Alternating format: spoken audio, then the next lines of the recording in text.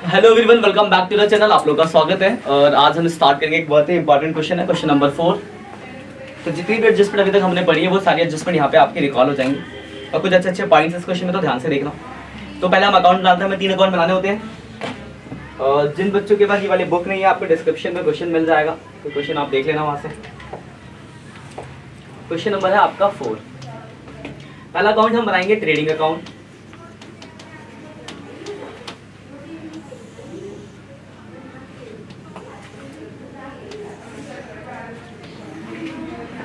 First one is trading account.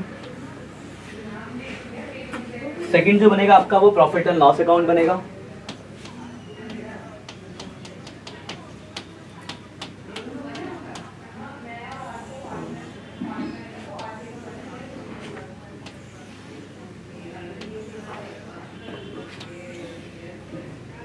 और third जो आपका बनाना है हमें बैलेंस शीट बनानी है। देखो बहुत सारे अच्छे अच्छे पॉइंट्स हैं, देखना ध्यान से क्वेश्चन को।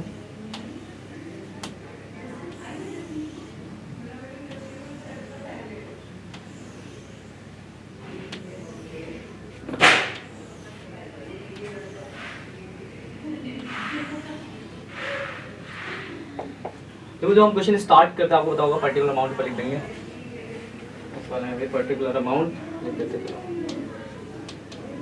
पर्टिकुलर अमाउंट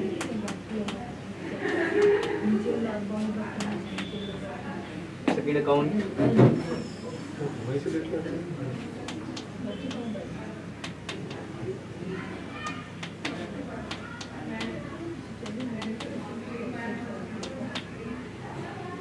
बैलेंस शीट में आप देखते हो लायबिलिटीज अमाउंट, एसेट्स अमाउंट।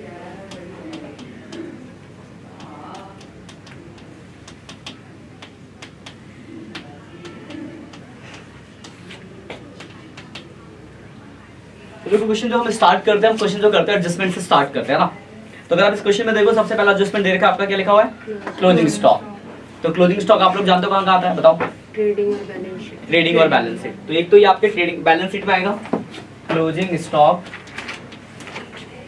64,000 और दूसरा कहाँ पे आएगा ये आपके ट्रेडिंग में और एक बैलेंस शीट। तो ट्रेडिंग में लिख देते हैं आपका क्लोजिंग स्टॉक 64,000। कोई डाउट पहले एडजस्टमेंट में? क्लियर है? अब देखो दूसरा एडजस्टमेंट लिखा वेजेस आउटस्टैंडिंग। लिखा हो कि आपका वेजेस जो है वो 2400 आउटस्टैंडिंग है, मतलब ये एडजस्टमेंट आपका वेजेस के ऊपर है। तो पहले देखो ट्रायल बैलेंस में आपको वेजेस दिया होगा, तो देखो ट्रायल बैलेंस में आपका वेजेस है 4000 का। ठीक है, वेजेस कहाँ आता है? ट्रेडिंग में। तो यहाँ लिखेंगे हम वेजेस। एडजस्टमेंट से एडजस्टमेंट को हम थोड़ा अलग रखते हैं। वेजेस हमारा कितना? वेजेस आपका 4000। ठीक है, आउटस्टैंडिंग क्या करते हैं हम? प्लस करते हैं। जैसे हम प्लस कर देंगे आउटस्टैंडिंग वेजेस। कोई डाउट? 6400 का, इसमें किसी को दिक्कत? और एडजस्टमेंट दूसरी जगह भी जाता है, तो जो आउटस्टैंडिंग है दूसरी जगह कहाँ पे ट्रांसफर होगा? बैलेंस शीट के लायबिलिटीज में। तो कोई भी एक्सपेंस अगर आउटस्टैंडिंग होगा तो बैलेंस शीट की लायबिलिटीज में आता है। पढ़ा था हमने? कोई डाउट है? ठीक है भाई, यहाँ तक। थर्ड एडजस्टमेंट देखते हो क्या लिखा है? देखो लिखा interest rate on bank loan 8%। लिखा बैंक लोन जो है उस पर इंटरेस्ट का रेट है वो 8% का है। जिन पे पुरानी बुक होगी ना तो उनमें क्या है कि वो 8% जो लोन है वो अंदर ट्रायल बैलेंस के अंदर ही लोन पे रेट दे रखा है डायरेक्ट। तो हाँ बैंक लोन वहाँ देखो 8% लिखा होगा, है ना। नई वाली बुक में क्या वो अलग से दे रखा है, वहाँ पे नहीं दिया था तो अलग से स्टेटमेंट में डाल दी गई है। अब देखो ये जो रिलेटेड एडजस्टमेंट नंबर 8 से 8 नंबर देखो एडजस्टमेंट लिखा bank loan from the bank was taken on 1 अक्टूबर। मतलब आपने बैंक से जो लोन लिया है वो 1 अक्टूबर को लिया। तो पहले बैंक लोन देखो है कितने का? बैंक लोन देखो जरा, देखो 25,000 का लोन है। 25,000 का लोन। लोन कहाँ पर आता है?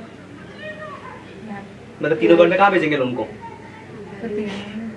Loan bank loan balance sheet liabilities आपके लिए लोन, तो बैलेंस शीट में आएगी तो यहाँ पे भेज देंगे बैंक लोन। 25,000 का आपका लोन हो गया। ठीक है पॉइंट। अब जब इसका इंटरेस्ट देखना जरा ध्यान से, और वर्किंग नोट बना रहे हैं। इंटरेस्ट ऑन लोन, देखो हमने बैंक से जो लोन लिया वो 25,000 का लिया है।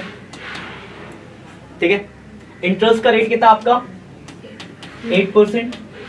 और जो आपने लोन लिया है वो साफ साफ लिखा कि आपने अक्टूबर में लिया लोन, देखो अगर आपने अक्टूबर में लोन लिया तो आप अक्टूबर से लेकर मार्च तक का इंटरेस्ट काउंट करोगे, तो अक्टूबर, नवंबर, दिसंबर, जनवरी, फरवरी, मार्च, यानी 6 मंथ्स का इंटरेस्ट हो गया। ये पॉइंट क्लियर है?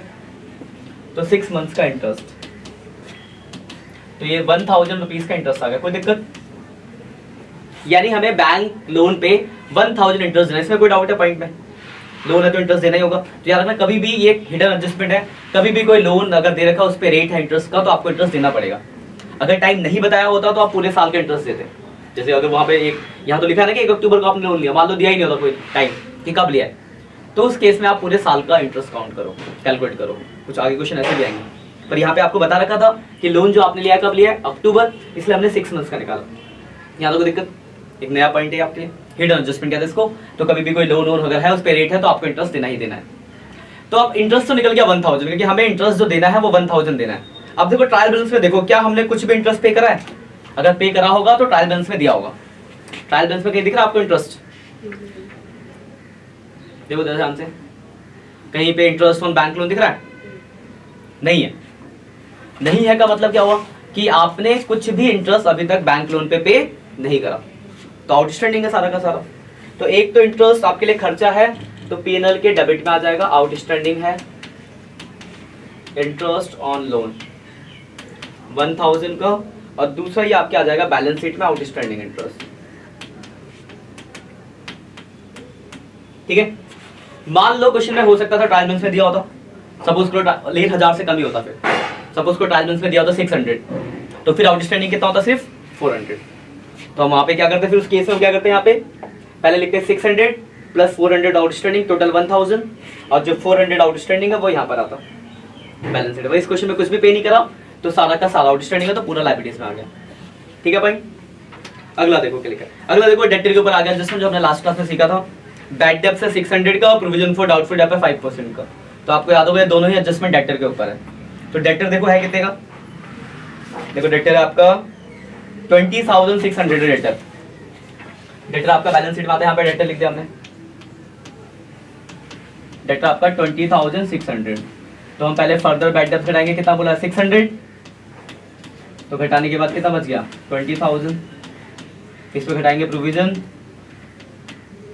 प्रोविजन कितना है इस पे 5% कितना होगा 1000 होगा, 20,000 का 5% निकालेंगे तो 20,600 का डेब्टर था, पहले आपने 600 का बैड डेब्ट बोला था, तो बैड डेब्ट घटाया तो 20,000 बच गया, और उसके ऊपर निकलता प्रोविजन, और प्रोविजन बोला 5%, तो आपने 5% का प्रोविजन निकाल लिया। तो घटाने के बाद वैल्यू कितनी आ गई 19। यहाँ तो कुछ नहीं। अब इन दोनों से ही डेब्टर कम हुआ तो दोनों आपके लिए क्या लॉस है, तो दोनों आपके पीएनएल के किस साइड आ जाएंगे, डेबिट साइड में। तो फर्दर बैड डेब्ट है 600 रुपये का, और प्रोविजन जो है आपका वो 1000 रुपये का, यानी टोटल 1600 रुपये आपका लॉस हो गया।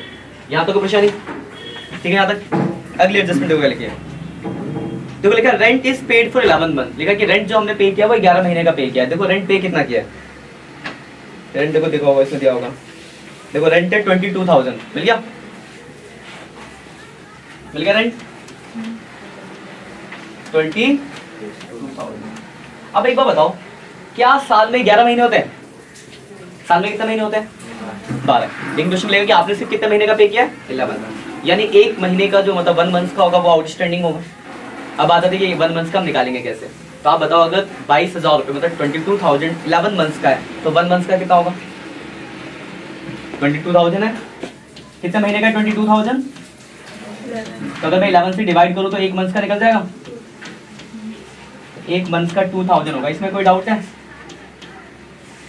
22,000 रुपये दिया आपने, अगर 11 महीने समझो 1 महीने का 2,000 रुपये होगा, तभी तो 22,000 हुआ 11 का, और 1 महीने का ही आउटस्टैंडिंग है, यानी कितना आउटस्टैंडिंग हो जाएगा 200 का, मतलब 2,000 का, तो 2,000 आपका हो गया आउटस्टैंडिंग। ये पॉइंट में कोई दिक्कत? आउटस्टैंडिंग हो गया रेंट 2,000, 24,000 आ गया, इसमें कोई डाउट है? एक नया पॉइंट। अब दूसरी जगह कहा जाएगा आउटस्टैंडिंग है तो लाइब्रेरीज आउटस्टैंडिंग रेंट 2,000, यहाँ तो कोई दिक्कत? यहाँ तो ठीक है?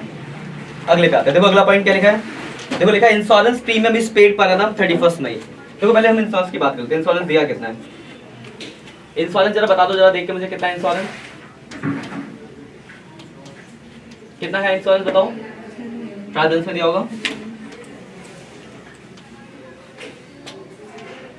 सर 15,000 इंश्योरेंस, ध्यान से देखो सही से, 3600 अमाउंट सही से लिखा करो, गड़बड़ हो जाएगा सर ना। 3600 का इंश्योरेंस है और आपने इंश्योरेंस कब तक का पे कर रखा है? 31 मई। ध्यान से समझना बात को। आपका साल जो खत्म होता है वो खत्म होता है 31 मार्च को। आप 31 मार्च की अकाउंटिंग कर रहे हो, है ना, लेकिन आपने इंश्योरेंस कब तक का पे कर रखा है? 31 मई तक का। तो यानी इसका मतलब क्या है कि ये जो आगे की ये 2 महीने का ये आपने प्रीपेड नहीं हो गया, एडवांस हो गया ना। ईयर एंडेड मार्च है लेकिन आपने पे कर दिया मई तक का, मतलब मार्च के बाद अप्रैल और मई, मतलब 2 महीने का आपने एक्स्ट्रा पे कर रखा है। ये मतलब हुआ इसका, यानी 2 मंथ्स का क्या हो गया? प्रीपेड हो गया। पॉइंट क्लियर है? तो अगर 3600 12 मंथ्स का है तो हम 2 मंथ्स का निकाल सकते हैं डिवाइड करके। 36 को 12 से डिवाइड किया, 1 महीने का आया और आपको 2 महीने का प्रीपेड, तो 2 महीने से मल्टीप्लाई कर दिया।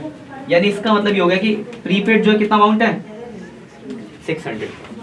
यानी जो भी आपने इंश्योरेंस पे किया है, मतलब कितना पे किया? 3600, उसमें से 600 जो है वो प्रीपेड है। ये बात क्लियर है? कैसे निकला? क्योंकि आपका एंड है मार्च और आपने पे कर दिया मई तक का, इसका मतलब 2 महीने का प्रीपेड है और 2 महीने का आपने निकाल लिया। अब प्रीपेड के साथ क्या करते हैं आपको बताइए, बताओगे क्या करते हैं प्रीपेड के साथ? माइनस। तो इंश्योरेंस आएगा यहाँ पे प्रॉफिट लॉस में, इंश्योरेंस 3600, प्रीपेड क्या करेंगे यहाँ से? माइनस। एक तो यहाँ से हमने माइनस कर दिया तो ये आ गया 33,000। और दूसरी प्रीपेड दूसरी जगह कहाँ आता है? बैलेंस शीट में किस तरफ? प्रीपेड इंश्योरेंस क्या होगा आपके लिए? एसेट्स या लायबिलिटीज? बताओ। Prepaid insurance assets liabilities? Assets होता ना, पढ़ के नहीं आया पीछे का, मुझे ऐसा लग रहा पता नहीं क्यों। प्रीपेड इंश्योरेंस 600, ये ठीक है यहाँ तक। देखो अब आखिरी एडजस्टमेंट रह गई है, लोन वाला हमने कर लिया, आखिर रह गया है डिप्रिसिएशन के लिए। डिप्रिसिएशन आपने पढ़ा होगा, मशीन पे बोला 10%। देखो मशीन है कितने की? मशीनरी देखो जरा कितने की मशीनरी? 50,000 की है और 10% का डिप्रिसिएशन बोला गया है, यानी 5,000 का डिप्रिसिएशन हो गया तो 45,000 बच गया। फर्नीचर कितने का बताओ जरा? 14। और इस पे डिप्रिसिएशन कितना बोला हुआ है? 5%। तो 700 इस पे हो गया तो 13,300 आ गया। कोई दिक्कत? और ये जो डिप्रिसिएशन लगता है दूसरी जगह कहाँ पे आता है? पीएनएल के डेबिट में, तो यहाँ पे आ जाएगा डिप्रिसिएशन ऑन मशीनरी और डिप्रिसिएशन ऑन फर्नीचर। पहले वाले पे है 5,000, दूसरे वाले पे है 700। देखो ये हमारी सारी एडजस्टमेंट खत्म हो गई, याद हो तो परेशानी। इसके बाद जो भी काम है, जब से जैसा हमने लास्ट चैप्टर पढ़ा है आपको पता होगा, वैसे यहाँ पे एक एक करके भेजना होता है, वो भेजने का काम तो सभी को पता है। तो एक एक करके स्टार्ट करते हैं। सबसे पहला लिखा हुआ कैपिटल, कहाँ जाएगा कैपिटल? बैलेंस शीट में आएगा कैपिटल, तो यहाँ कैपिटल लिख देते हैं। कितना अमाउंट है कैपिटल का? 80,000 क्रेडिट साइड में दे रखा है। उसके बाद क्या दी हुई है? ड्राइंग क्या करते हैं हम? यहीं से माइनस। कितना अमाउंट है ड्राइंग का? 18,000। ठीक है, उसके बाद क्या बताओ? सेल्स। सेल्स का आता है बताओ? ट्रेडिंग में आता है सेल्स। तो सेल्स कितना दे रखा है? सेल्स 1,55,000। उसके बाद क्या आपका? परचेज भी ट्रेडिंग में ही आता है। ऊपर थोड़ा सा आप लोगों को ना एडजस्टमेंट को ध्यान देखना, उसमें थोड़ी डिले हो। परचेज कितना है? 82,600। उसके बाद स्टॉक यानी ओपनिंग स्टॉक यही आएगा। कितना अमाउंट है ओपनिंग स्टॉक का? 42,000। उसके बाद रिटर्न आउटवर्ड। रिटर्न आउटवर्ड क्या होता है? Purchase return. रिटर्न इनवर्ड होता है सेल्स रिटर्न। तो आपको रिटर्न आउटवर्ड दिया, इसका मतलब क्या? परचेज से माइनस होगा, तो यहाँ परचेज से माइनस कर देंगे रिटर्न। कितना देगा रिटर्न?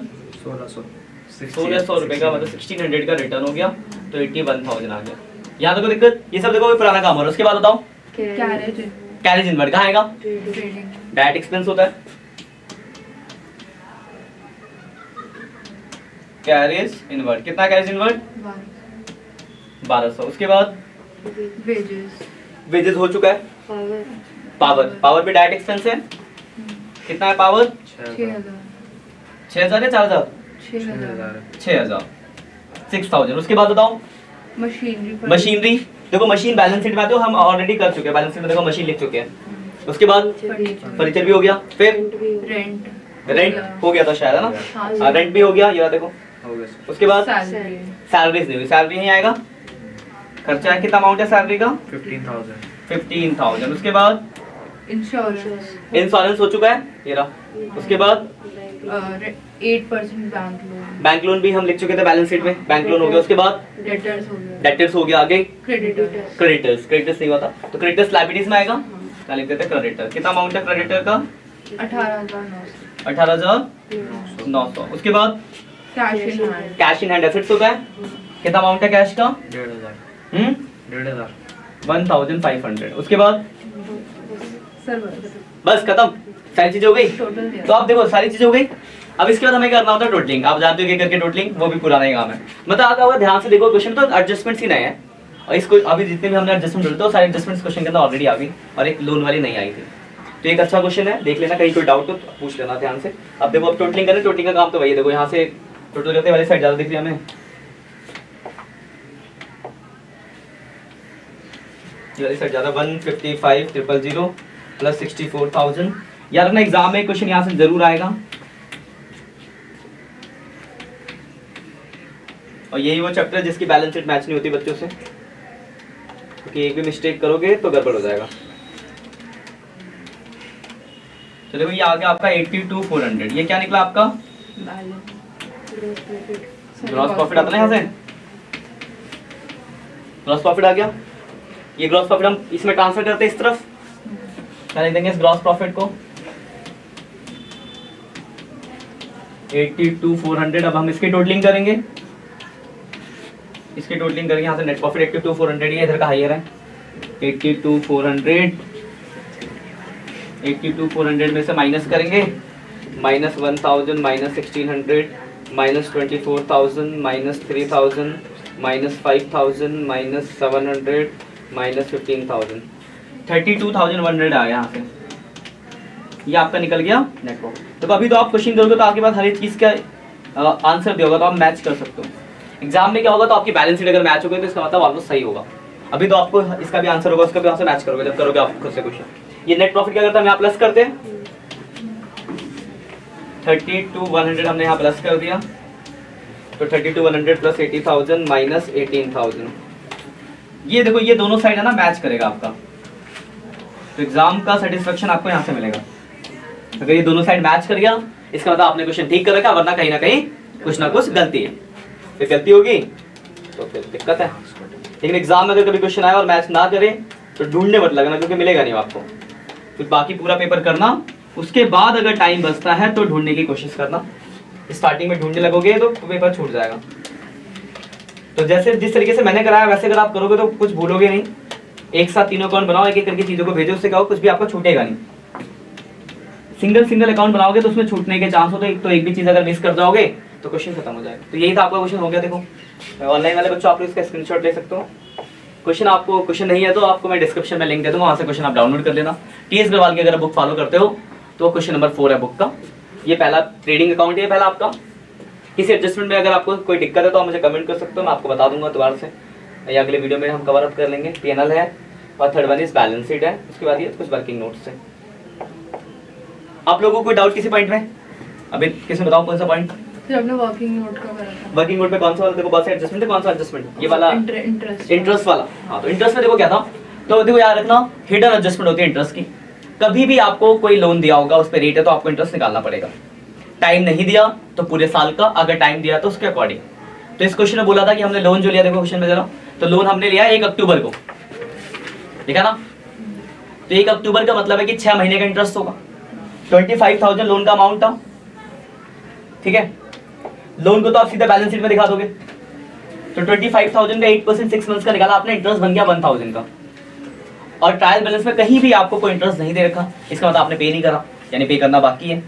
तो एक तो खर्चा, दूसरी लायबिलिटीज। तो देखो एक तो हमने यहाँ दिखाया इंटरेस्ट, देखो जरा, क्योंकि खर्चा है और हमने पे नहीं कर रखा, इसलिए हमने इसको बैलेंस शीट में भी दिखा रखा पूरा का पूरा 1000 रुपये। और लोन तो एज इट इज जैसा आता है, कुछ पे करा होता तो कम आता। जैसे क्वेश्चन है, क्वेश्चन नंबर 10 देखो, अगर अभी आएगा आगे क्वेश्चन नंबर 10 देखो जरा,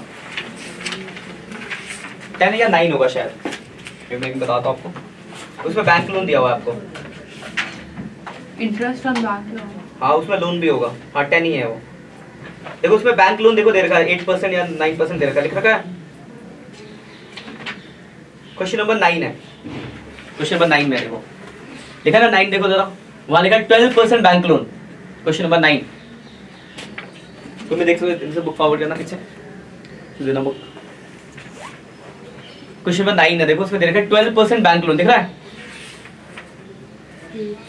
कितने का है? क्वेश्चन नंबर 9 में नहीं मिला ट्रायल बैलेंस के अंदर 12% बैंक लोन? हाँ सर नहीं मिल रहा है। लास्ट में करेंगे 30,000 नहीं, उस पुरानी बुक में तो नहीं होगा, इसमें देख लो 12% बैंक लोन कितने का है? 30,000 का। देख लो इस सारी बुक से, देख लो समझ नहीं तो आया। तो 12% बैंक लोन है 30,000 का, तो बैंक लोन तो आपके बैलेंस शीट की लायबिलिटीज में आ जाएगा। अब देखो अगर यहाँ एडजस्टमेंट देखो, यहाँ पे कहीं भी कोई डेट वेट के बाद इसके बाद में लोन के बारे में कुछ भी बोला, पढ़ के देख लो एडजस्टमेंट नहीं दिखा कहीं भी कुछ भी। तो अगर कुछ भी नहीं लिखा तो आपको इंटरेस्ट पूरे साल का देना पड़ेगा। तो अगर आप 30,000 का 12% निकालोगे तो 3600 बनेगा। और देखो वहाँ पे इंटरेस्ट ऑन लोन भी दिया ट्रायल बैलेंस में, ट्रायल बैलेंस के अंदर देखो इंटरेस्ट ऑन लोन भी गिवन है, कितना दिया होगा अमाउंट? 2,800। देखो ध्यान देना जरा, तो वर्किंग नोट में समझाता उसको भी। यहाँ पे इंटरेस्ट कितना बना था आपका? 3600 बना, इसमें कोई दिक्कत? और आपके ऑलरेडी कितना दे रखा है? 2000। तो आउटस्टैंडिंग सिर्फ कितना हो जाएगा? तो ट्रायल बैलेंस पीएनएल में तो पूरा 3600 दिखाओगे, लेकिन जब बैलेंस शीट पे जाओगे तो आपको आउटस्टैंडिंग जब दिखाना होगा तो सिर्फ कितना दिखाओगे? 800। बट इस बार अपने वाले क्वेश्चन में क्या था कि कुछ भी इंटरेस्ट हमने पे नहीं किया था, तो सारा का सारा आउटस्टैंडिंग था। ठीक है, तो इस तरीके से हो सकता है। Clear point? और किसी पॉइंट में कोई दिक्कत? तो इस क्वेश्चन को एक बार आप लोग खुद से घर पे करके देखना, फिर भी अगर किसी पॉइंट में डाउट है तो पूछ सकते हो। ठीक है, आज के लिए इतना ही, मिलते हैं नेक्स्ट लेक्चर में, बाय।